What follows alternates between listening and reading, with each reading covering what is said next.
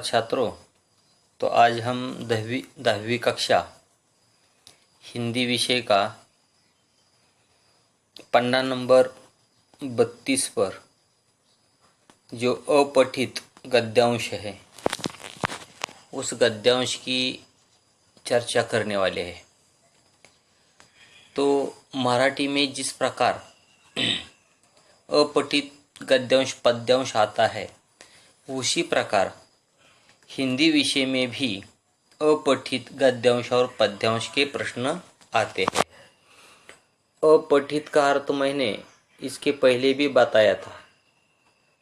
पाठ के बाहर का भाग, यानी कि हमारे किताब के बाहर के कुछ प्रश्न, कुछ परिच्छेद हमें दिए जाते हैं।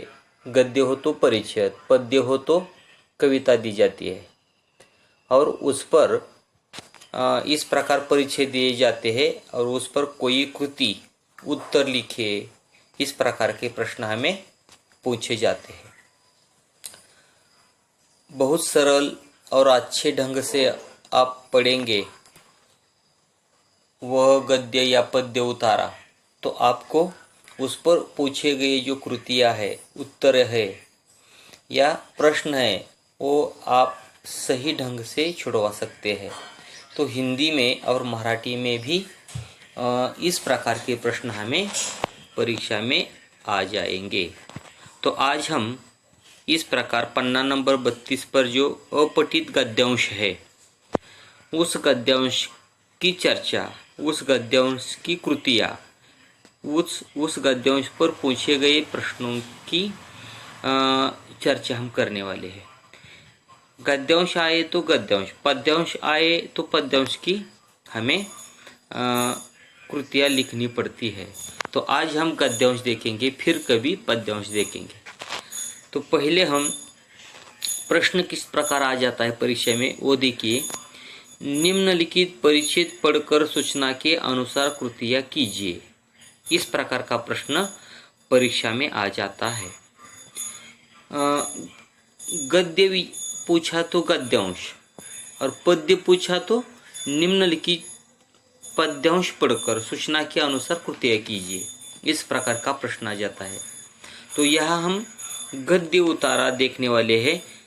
स्वामी विवेकानंद की आत्मकथा से आया हुआ यह गद्य उतारा, गद्य परिच्छेद 8-10 पंक्तियों का गद्य परिच्छेद हमें दिया है।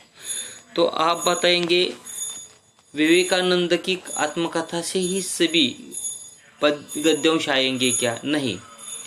तो अपठित यह शब्द ही ऐसा है, पाठ के बाहर के कौन सा भी लेखक हो, कौन सा भी विचार हो, यानी कि कौन सी भी कृतियाँ हो, वह सभी प्रकार के यहाँ पूछे जाते हैं।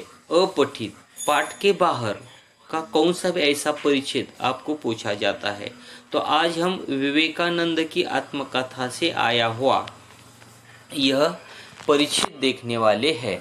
तो देखिए, मैं परिच्छेद पढ़ता हूँ पहले। तो आप भी यह कृतियाँ छुड़वाने के लिए आपको क्या करना पड़ेगा कि यह जो गद्य उतारा होता है, यह जो गद्य उतारा आपको दिया होता है वह अच्छी ढंग से आप पढ़ेंगे, उनका पूरा भावार्थ देखेंगे, हर शब्द का, कठिन शब्द के अर्थ आपको ध्यान में आएंगे, तभी आप यह कृतियाँ पूर्ण कर सकते हैं।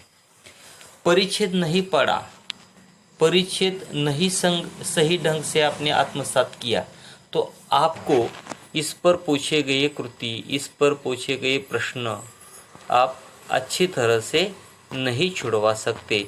इसलिए पहले आपको क्या करना है, तो परिच्छेद अच्छी ढंग से पढ़ना है, सही ढंग से पढ़ना है, उनका पूरा अर्थ देखना है। और कठिन अर्थ के शब्द पूरे आपको इस परिच्छेद की जानकारी होनी है। इसलिए आपको क्या करना पड़ेगा, यह परिच्छेद 2-3 बार ध्यान से पढ़ना होगा। एक बार नहीं तो दूसरी बार नहीं तो तीसरी बार नहीं तो चौथी बार आपको पढ़ना होगा, क्योंकि इस पर 10 गुण के प्रश्न आपको पूछे जाते हैं। इसलिए आप यह जो परिच्छेद है आपको बहुत सारे गुण देकर जाते हैं, इसलिए आप यह परिच्छेद अच्छी ढंग से पढ़ सकते हैं।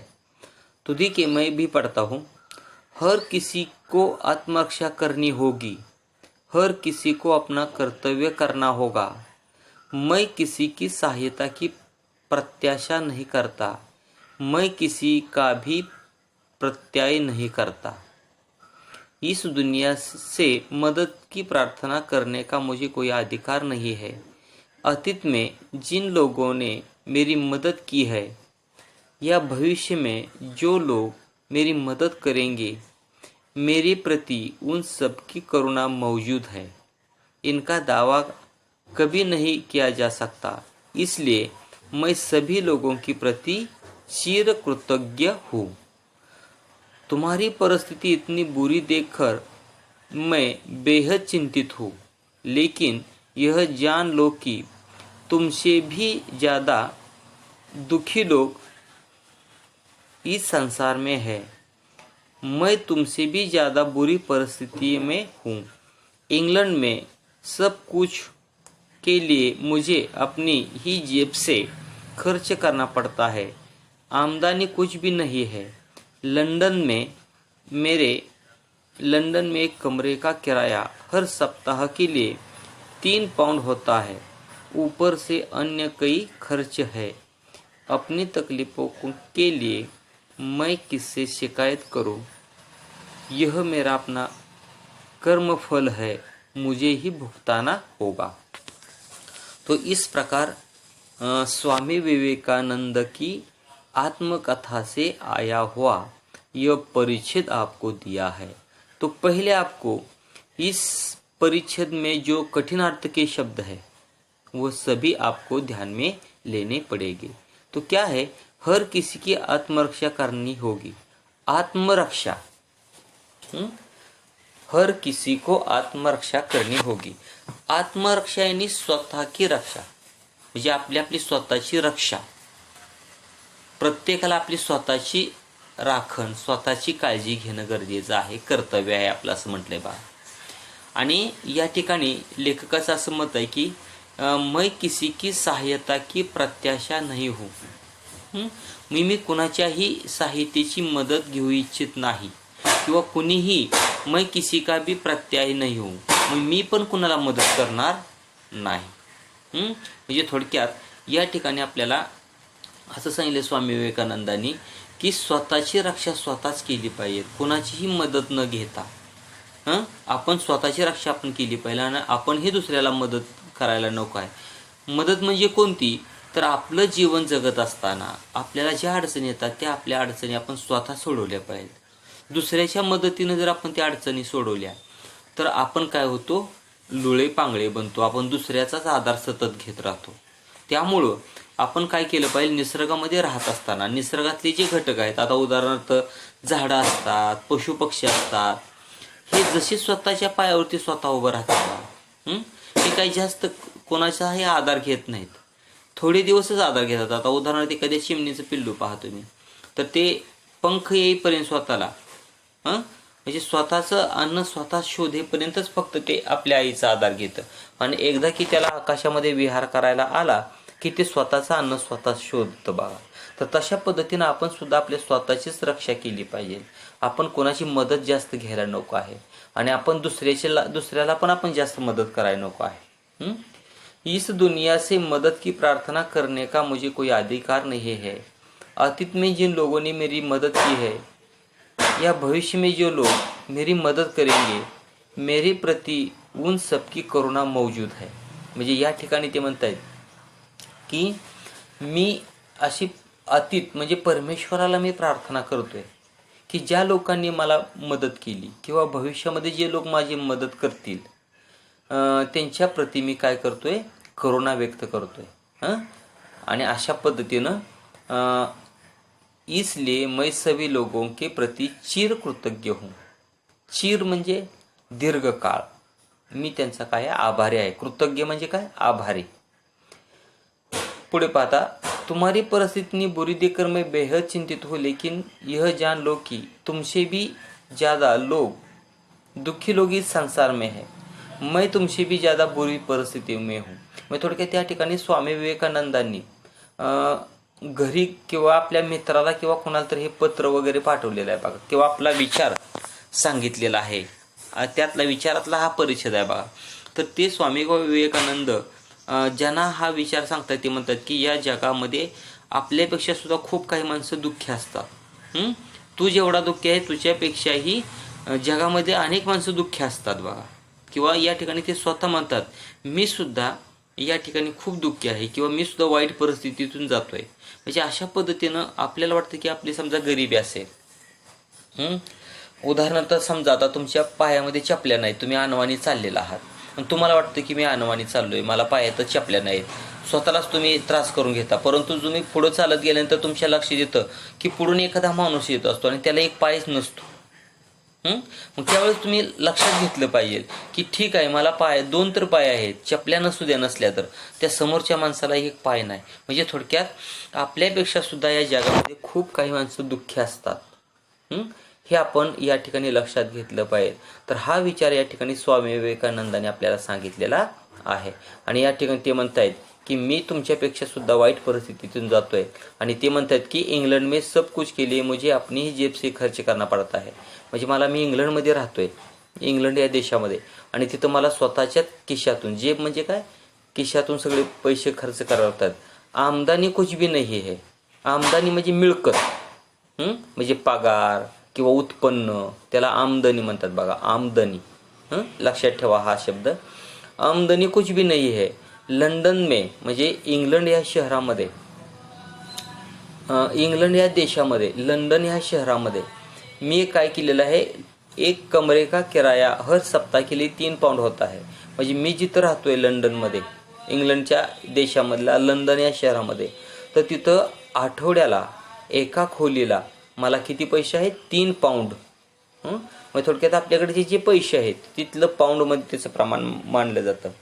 आणि ऊपर से अन्य काही खर्च आहे, म्हणजे वरून काही खर्च मला अजून करावा लागतो. अपनी तकलीफों के लिए मैं किसी की शिकायत करू. म्हणजे मला जो हा त्रास होतोय या त्रासासाठी मी कुणाला शिकायत करू, कुणाकडे तक्रार करू. यह मेरा अपना कर्म फल है, मुझे ही भुगताना होगा.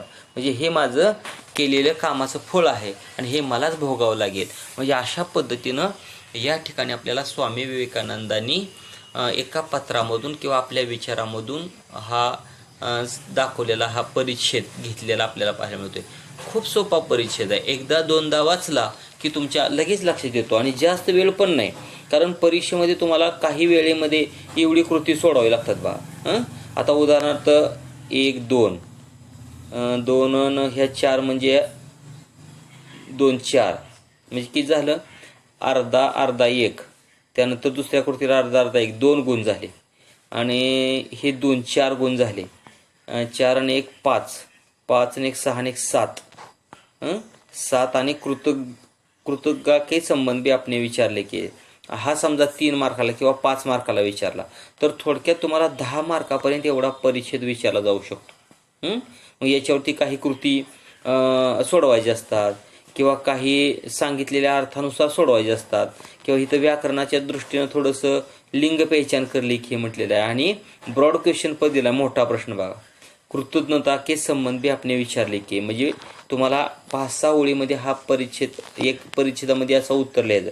म्हणजे कृतज्ञता म्हणजे आपल्याला ज्यांनी मदत केलेली आहे, कृतज्ञता, आपल्याला ज्यांनी मदत केली आहे त्याच्याबद्दल आपण त्याचे विचार लिहायचे. तर ते तुम्हाला 7-8 ओळीमध्ये लिहावे लागतात. एक साधारणपणे तुम्हाला 2 मार्कापर्यंत हा प्रश्न किंवा 3 मार्कापर्यंत हा प्रश्न विचारला जाऊ शकतो. तर 10 मार्काला हा अशा पद्धतीचा अपठित परिच्छेद तुम्हाला विचारला जातो.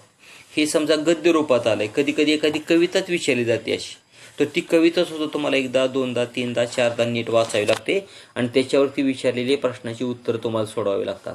तर बघूया आपण याच्यावरती काय प्रश्न विचारलेत बघा. कृती पूर्ण कीजिए म्हटलंय बघा, म्हणजे तुम्हाला या ठिकाणी अर्ध्या अर्ध्या गुणाला 2 कृती विचारलेल्या आहेत बघा. कमरे का किराया म्हणजे थोडक्यात खोलीचं भाडं. कमरा म्हणजे काय? खोली. खोलीचं भाडं. तर या ठिकाणी तुम्हाला मी मागा सांगितलं बघा, हर सप्ताह म्हणजे हर सप्ताह किती पाऊंड? तर या ठिकाणी आपको 3 पाऊंड म्हणजे हर सप्ताह पहिल्यामध्ये लिहावं लागेल आणि दुसऱ्यामध्ये राखण्यामध्ये 3 पाऊंड लिहावं लागेल, म्हणजे आठवड्याला 3 पाऊंड. त्यानंतर पुढं लेखक इनके प्रति कृतज्ञ है. म्हणजे लेखक कोणाच्या बाजूनं उपकार म्हणतात किंवा लेखक कोणासाठी कृतज्ञ आहेत किंवा कोणाचे उपकार आहेत माझ्यावर ते म्हणतात बघा. तर पहिल्या राखण्यामध्ये लिहावं लागेल तुम्हाला जिन लोगों ने मदत की. जिन लोगों ने मदत की. आणि दुसऱ्या राखण्यामध्ये लिहावं लागेल भविष्य में जो लोग मदत करेंगे. म्हणजे ज्या लोकांनी मदत केली पहिल्या राखण्यातल्या, आणि दुसऱ्या राखण्यात काय द्या की भविष्यामध्ये जे लोक मला अजून मदत करतील. म्हणजे अशा पद्धतीने त्याच्या बाजूने मी कृतज्ञ आहे. कृतज्ञ म्हणजे आभारी. कृतज्ञ म्हणजे काय? आभारी. आता उत्तर लिखी म्हटलंय बघा. परिच्छेद में उल्लेखित देश म्हणजे हा जो परिच्छेद विचारलेला आहे स्वामी विवेकानंदाचा, या परिच्छेदामध्ये उल्लेखित केलेला देश कोणता आहे? तर इंग्लंड. देशाचं नाव तुम्हाला काय लिहावं लागेल? इंग्लंड. हा देश तुम्हाला तिथं लिहावं लागेल. हर किसी को करना होगा कर्तव्य. हर किसी को करना होगा कर्तव्य. हर किसी को अपना कर्तव्य करना होगा असं म्हणलं बा. कर्तव्य म्हणजे अर्ध्या कोणाला हा प्रश्न विचारला जातो बा. लेखक की तकलीफे. म्हणजे लेखकाला कोणता त्रास आहे? लेखक म्हणजे कोण? विवेकानंद. यांना कोणता त्रास आहे? तर त्यांना आमदानी किंवा पैशाचा त्रास आहे. पैसे कमी आहेत किंवा उत्पन्न कमी आहे, त्याचा त्रास आहे त्यांना बघा. तर हा तुम्हाला त्या राखण्यामध्ये लिहावं लागेल. हर किसी को करनी होगी आत्मरक्षा. हर किसी को आत्मरक्षा करनी होगी म्हणजे आत्मरक्षा हा शब्द लिहावा लागेल. म्हणजे अशा पद्धतीने तुम्हाला अर्ध्या गुणाला अशा कृती विचारल्या जाऊ शकतात. आणि हे तुम्ही कृती कधी सोडवू शकता? ज्या मुलांना हा परिच्छेद नीट वाचता येतो, म्हणजे त्याला वाचता आलं पाहिजे पहिल्यांदा सगळं, त्यानंतर त्यातले सगळे कठीण अर्थाचे शब्द ओळखता आले पाहिजेत आणि कोणतं उत्तर कुठं नेमकं आहे ते शोधता आलं पाहिजे. म्हणजे अशा पद्धतीनं कृतीपत्रिकेमध्ये अशा पद्धतीचे प्रश्न विचारले जातात. त्यानंतर त्याच्या पुढची प्रश्न विचारला बघा. निम्नलिखित अर्थ से मेल खाने वाला शब्द उपयुक्त परिच्छेद से ढूंढ कर लिखिए. म्हणजे तुम्हाला वरच्या परिच्छेदामध्ये विचारलेला जो प्रश्न आहे त्याच्याशी मेळ खाणारा शब्द शोधून लिहायचा आहे. स्वयं की रक्षा करना. स्वयं की रक्षा म्हणजे स्वतःची रक्षा करना, स्वतःची रक्षणा करणे किंवा स्वतःचं राखण करणे, यासाठी वरच्या परिच्छेदात कोणता शब्द आलाय किंवा त्याच्याशी मेळ घालणारा कोणता शब्द आहे स्वयं की रक्षा? तर त्याला आत्मरक्षा हा शब्द आहे बघा. आत्मरक्षा हा शब्द तुम्हाला लिहावा लागेल. दूसरों के उपकारों को मानने वाला. दुसरों के म्हणजे दुसऱ्याने आपल्यावर जे उपकार केले तर त्याला मानणारा, त्याला काय म्हणायचं? कृतज्ञ. त्याला काय म्हणायचं? कृतज्ञ. म्हणजे हा शब्द तुम्हाला त्या परिच्छेदातला शोधून लिहावा लागेल. आणि त्यानंतर तुम्हाला लिंग पहचान करली की तुम्हाला 4 शब्द दिलेत, त्याचे लिंग ओळखायचे. सगळ्यात महत्त्वाचं लिंग कोणते असतात? स्त्रीलिंग आणि पुल्लिंग हे शब्द असतात बा, लिंग असतात बा. आता जेब म्हणजे खिसा, हा स्त्रीलिंगी आहे का पुल्लिंगी आहे हे तुम्हाला शोधता आलं पाहिजे किंवा माहिती पाहिजे बा. मेरी जेब से मैं रुपये निकालता हूँ. मेरी, मेरा जेब म्हणत नाही बा. म्हणजे जेब हा स्त्रीलिंगी, मेरी जेब हा शब्द जो आहे तो स्त्रीलिंगी आहे. त्यानंतर दावा हा पुल्लिंगी शब्द आहे बा. साहित्य पुल्लिंगी शब्द आहे आणि सेवा स्त्रीलिंगी शब्द आहे. मैं किसी की सेवा करूँगा. किसी की, किसी का नाही, किसी की. तर अशा पद्धतीनं तुम्हाला स्त्रीलिंगी आणि पुल्लिंगी शब्द जे आहेत ते लिहिता आले पाहिजेत. हे सुद्धा अर्ध्या कोणाला हा प्रश्न विचारला जाऊ शकतो. तर अशा परिच्छेदावरून असे प्रश्न विचारले जातात बा. आणि शेवटी कृतज्ञता के संबंध में अपने विचार लिखिए. म्हणजे कृतज्ञता, आपण दुसऱ्याचे उपकार मानले पाहिजेत. आपल्यावर ज्यांनी उपकार केले त्या उपकाराची आपण परतफेड केली पाहिजे, या संबंधी तुमचे विचार लिहायचे. स्वमत आहे या ठिकाणी. 5-6 ओळीमध्ये तुम्हाला या ठिकाणी स्वतः याच्यावरती आपले विचार लिहावे लागतील. तर अशा पद्धतीनं तुम्हाला अपठित गद्यांश परीक्षेमध्ये विचारला जातो आणि अपठित गद्यांशवरती अशा पद्धतीचे प्रश्न विचारले जातात.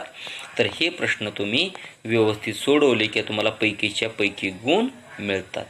त्यासाठी तुम्ही हा परीक्षेत नीट वाचावा, त्याचा सगळा भावार्थ लक्षात घेणं गरजेचं आहे. तर तुम्हाला हा प्रश्न सोडवता येतो. आणि मग आपण या ठिकाणी हा अपठित गद्यांश पाहिलेला आहे. हे सगळे प्रश्न मला सोडवून तुम्ही दाखवायचे आहेत. तुम्हाला परीक्षेत असे प्रश्न कोणतेही येऊ शकतात या टाईपचे दुसरे, आणि मग तुम्हाला त्याचा सराव होऊ शकतो. तर आपण याच ठिकाणी थांबूया. धन्यवाद.